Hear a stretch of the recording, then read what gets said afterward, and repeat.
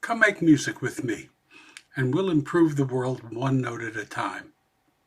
I'm Ken Sribnick, and welcome to Unit 1 of the Alto Recorder Lessons project. Whether you have your book and flute and are ready or are just looking ahead, I'm glad you're here. This is the first in a series aimed at not only teaching you to play the alto, but also to give you the competence to sight read and explore music that's new to you. This particular video will walk you through the first unit of the Sweet Pipes Recorder book, SP 2318. If you put your shoulder to the wheel and practice each short exercise to its perfection before taking on the next, you'll learn the first three notes, establishing a foundation upon which we'll continue to build as we work through both of the books of the series. I'll be accommodating students of different musical backgrounds. Some of you have never had a music lesson in your life. Some took lessons as a child, and some may currently play a different instrument, but now want to also play alto. I'll try to not overteach and confuse beginners, while also not boring to death experienced musicians. Well, I'm going to give it my best shot. Using medical imaging and other research, doctors now understand a great deal about how our brains learn. Remember in Star Trek, Mr. Spock's mind meld? That image wasn't too far off. We know now that when we learn something new, our sensory neural networks are like Spock's hand, with fingers taking information to however many places are needed in our brain. When you learn a new musical note, the printed music you see is remembered in your visual center. How you fingered the note goes to the touch location. Moving from note to note is remembered as muscle memory. Your ears take the sound to the hearing center where you remember a high or a low pitch in one place and that special sound of, say, a violin in another. We're amazing. Later, when we play, all the same locations are activated and double-checked against each other for accuracy. The more carefully we learned, the better we remember, and the easier it is to play music. So let's open Book 1 to Unit 1 on page 6. Here you'll learn three notes, getting you a jump start towards playing melodies as soon as possible. By the way, these videos only show enough of the book to confirm you're in the right place. We want to honor copyright and keep these books being printed. Get ready to learn things perhaps slower than you ever have. Any musician will tell you that slowness is key to later playing at speed. If you need it, there's a picture in the book showing how to hold your recorder. When our book introduces a new note like this C, it shows the note's letter name, how the note looks in printed music. In this case, it's the second space down in the 5-line music staff, and a fingering diagram where black means a finger hole is closed by your finger, and white means you leave that hole open. Notice the diagram has three sections. The single hole at the top represents your left thumb, closing the single hole in the back of the flute, while the three in the middle section are the index, middle, and ring finger of that same hand closing the holes. The pinky isn't used. The remaining section of the diagram shows 4 open holes on the right hand. Even when the hand's not used, the right thumb still supports your recorder underneath. When you blow into a recorder, you gently blow an unvoiced toot, like this.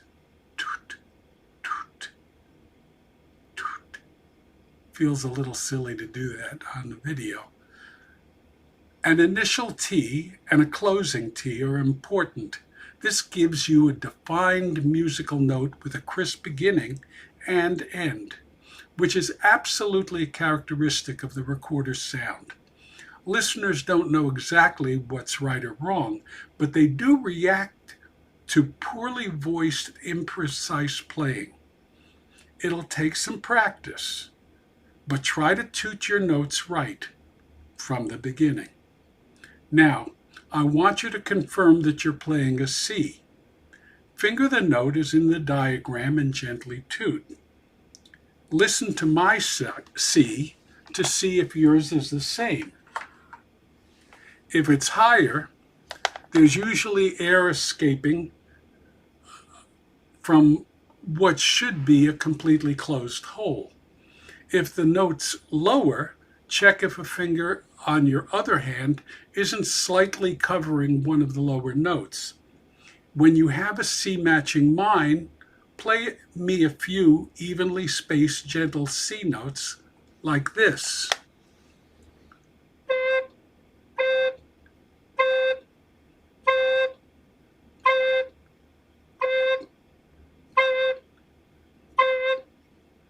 Make sure your C matches mine.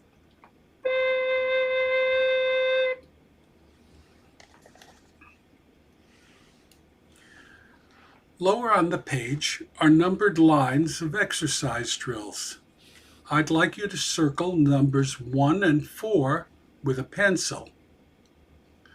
Over time, we've learned that these circled lines are essential stepping stones to becoming a skilled alto player.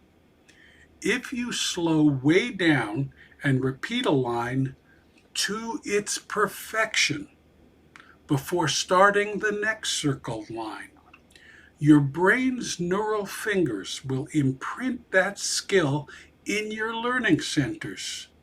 What do I mean by perfection? Being able to play the exercise at an even rate from beginning to end without any error or hesitation or corrections of any kind. If you have any difficulties, repeat the lines as many times as needed, or just slow down even more. Again, slow is a good thing. Look at line 1. Each measure has 4 C notes for you to play, and then take a catch breath, noted by that little mark above. Perfection means tooting each note while looking directly at each note. Want extra credit? Hear the word C in your mind's inner voice when you play each C note. Yep, I mean the voice that you hear inside your head when you say, read a book. With that extra process, every memory center is being imprinted to remember your C note. When you play exercise 1, it should sound like this.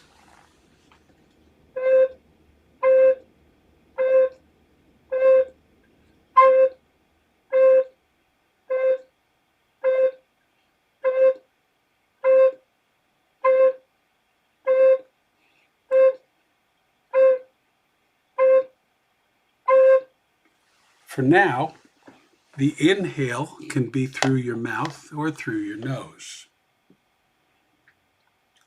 If you stumble at all, start over. Every start over is just more practice, which is good. So be willing to start over as many times as needed.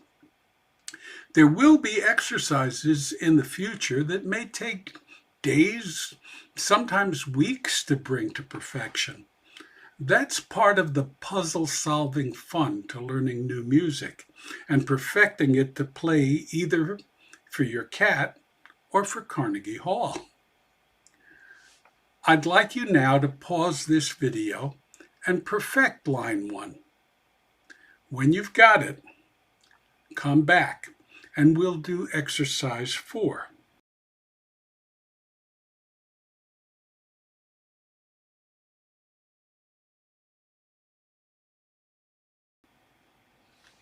Here's the approximate speed for an absolute beginner to play at.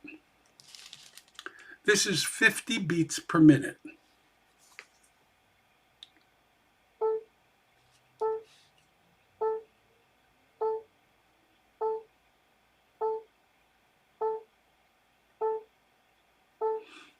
Just get it in your system.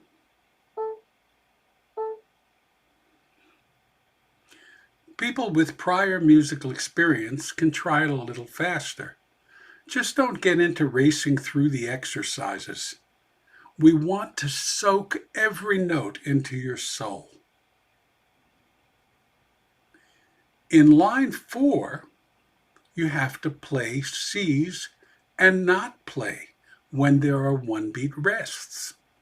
Those new symbols are one-beat rest symbols. This raises the skill level a notch, and woohoo, the breath marks are gone. You decide where and when to breathe, choosing from among the printed rests. You might want to copy down this little list of 7 drill techniques to keep in mind while you practice.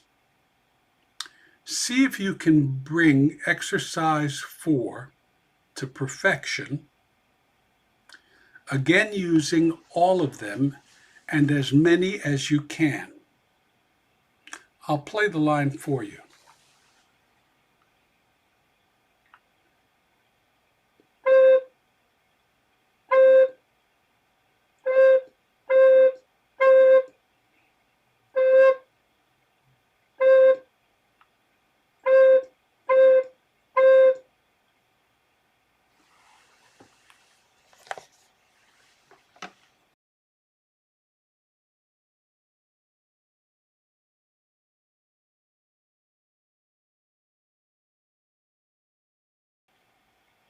By the way, if you enter free online metronome in your phone's search engine, one of my favorite metronomes is still online from Google. We just need to hear a simple sound at whatever number of beats per minute to launch our playing. Don't play anything along with your metronome. So now let's look at our second note, D. It's the second line down on our musical staff, just above the note we learned, C. And it's played with the left thumb and 2 fingers. Let's circle your drill lines. Circle 5, 9, 10, 11, 14, and 15. You're going to perfect each of these lines in order. But first, let's see why I chose these exercises, because I want you to know if they're worthy of your hard work. 5 creates a baseline of note D knowledge. Wake up, brain, this is a D. 9 teaches the muscle memory of your fingers alternately playing the 2 notes you know, C and D. And 10 tosses in some rests, like before, to make you use the notes, making for a deeper level of learning. One at a time, bring these rills to perfection. I'm not going to demonstrate them this time. Figuring it out for yourself makes for better learning right here. I'm going to trust your discipline to perfect the drills one at a time before taking on the next. Now, I'd like you to play exercise 5 perfectly.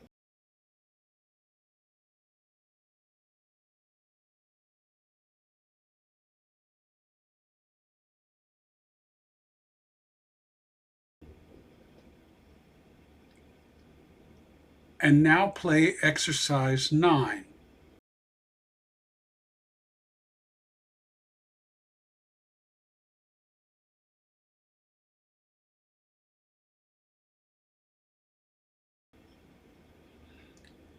Next, I'd like to hear you play exercise 10 to perfection.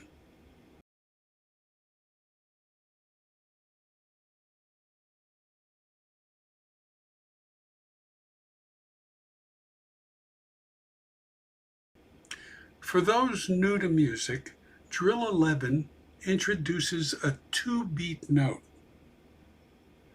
In learning to play this drill, you have to anticipate these notes with a deep enough breath to play non-stop for 8 beats of time.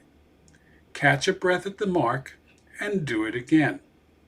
It keeps you honest by changing the notes between C and D.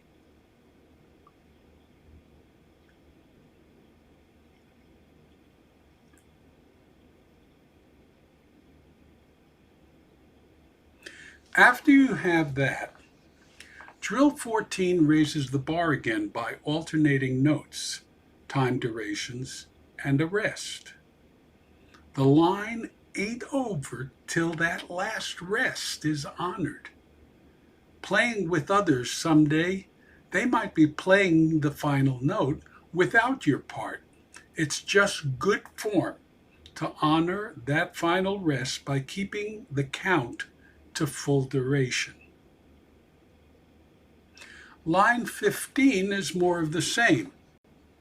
After both 14 and 15 are played to perfection, I'd encourage you to play 14 and 15 round and round. 14, 15, 14, 15, and so on. It's good training for eye travel between lines. Unlike reading a book, in music, sometimes you have to move your eyes upward to a segment which is repeated.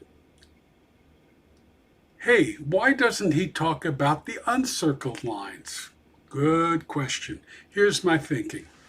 You get nothing from playing these smaller learnings one time through. So I ask, if you touch on one of them, get the benefit of playing it 3 times with no need for more. In that manner, it'll give you feedback on how well you're internalizing your skills. Just the line just before it that was circled might need more work. Now you know. And by playing this new material 3 times only, you're building your sight reading skills. But remember too, if your ability to play them isn't up to the same level as the earlier circled line, well, that's also normal. Don't beat up my student. Don't be hard on yourself. You got that? Now let's take a look at the third note, note E. Okay, so now we'll take the music skills we've developed so far and sprinkle them with a bunch of E's. Don't forget to confirm how it looks on the staff. It's the top space on the staff, and it's fingering. The thumb and one finger, the pointing finger. Let's circle drill 17, 21, 22, 25, and lastly 29. Of course, 17 just establishes the note in our brain. Just because it seems easy doesn't mean the work doesn't need to get done. Work the line even if it's simple. We don't want a poorly learned note to bite us on the behind later. Next, for perfection, is line 21, which has us working with all 3 of our Unit 1 notes in both of our time durations and with a breath mark to observe. Exercise 22 gives you a new time duration, 4 beats. Newer players sometimes don't hold such notes for their full durations. This is a place where your mind's inner voice can be important in counting the beats of the note in your head through to the end. My inner voice says D, 2, 3, 4, E, 2, 3, 4, while I'm saying toot, toot.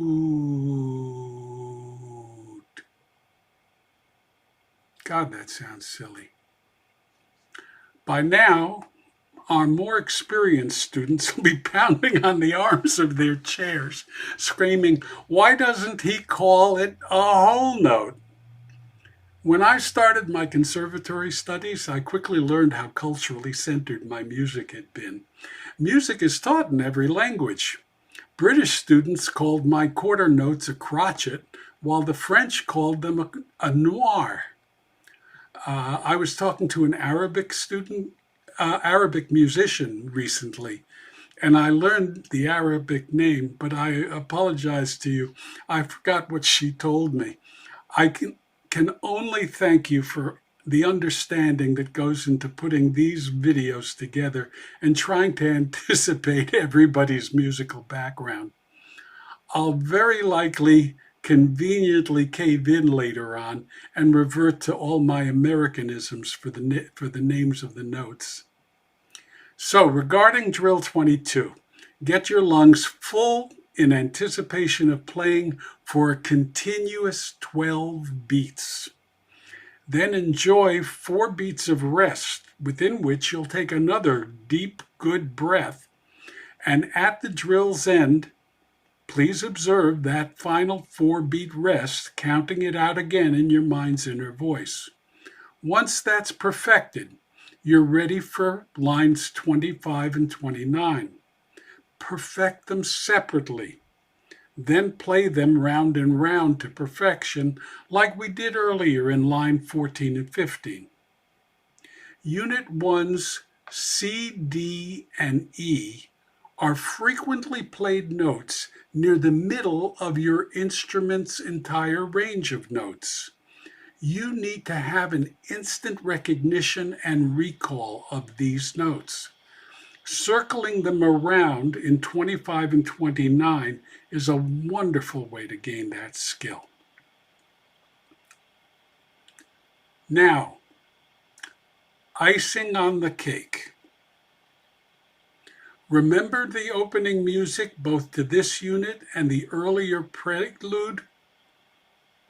Eddie Bio Thu Hiveen Queen, or however it's pronounced, is an important and historic song that's about 1,000 years old. It's one of the first written songs passed down to us in Old English rather than the church's Latin. Forgive me, I just call it Eddie Bio. If you turn to page 41 in your book, you'll find the score for this song as an alto duet, numbered exercise 187. You're now ready to play this duet at whatever speed you're comfortable. It's a very pretty piece of music. Notice that the lower voice is labeled Unit 1, meaning you've learned everything needed to play that part and you're ready to rock and roll. How do we take on music we've never seen? Looking the score over, do you see anything new or noteworthy? Well, there's a 3 over a 4 in the time signature. For beginners, this means there are 3 beats in each measure, rather than the 4 you've experienced till now. It's counted 1, 2, 3, 1, 2, 3, and often called waltz time. It's the time signature of so much music that the change is instantaneous. Another new thing is at score line 4, measure 4 of the lower voice. What's new? 2 half-beat notes. Let's speak some music. You count something like this as a 1 and 2, 3, 1 and 2, 3. So you tongue it, toot, toot, toot, toot, toot, toot, toot, toot. Then we'll play together with my playing the upper voice. It may take a few tries for you to come in on time. Don't be surprised. Ready? Here we go. Let's get 50.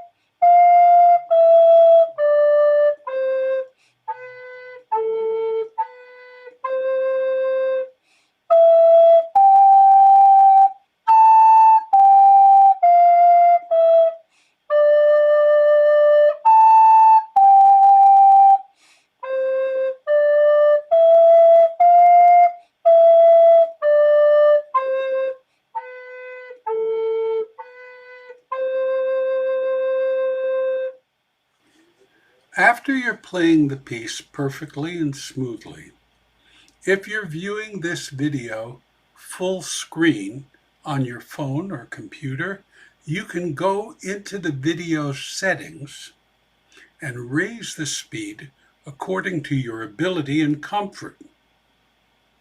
Comfort. Don't beat up or hurt my student trying to play it as fast as the introductions to the prelude in this unit. Keep your music fun. And I'll see you in Unit 2. Thank you.